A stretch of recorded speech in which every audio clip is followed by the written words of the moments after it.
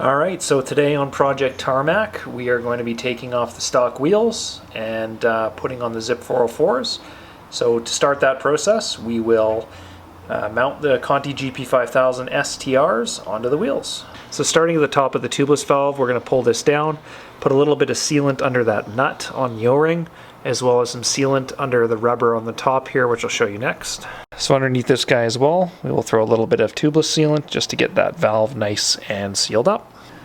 From there, we're going to take our tubeless tire, like I said, GP 5000 STR. You're going to mount this to the front wheel here, making sure that the pictures on both the tire and the rim match up, centered. That's a bit of a thing people get nuts over.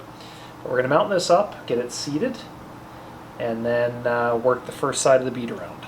So we have the single side bead mounted, and what we're going to do now is pour a little bit of sealant in the tire and then work the other bead around the rim until everything's seated. Alright, the tire is now all mounted and both sides of the bead are put on, so now we're going to go ahead and put in some air.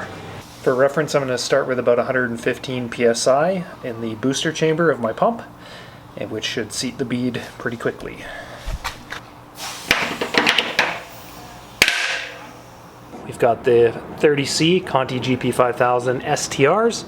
First try, mounted to the Zipp 404 Firecrest tubeless tires. And there we have it. We have two wheels all mounted and ready to rock and roll, set up tubeless. And we are excited to get these out, try them out, and continue on with Project Tarmac.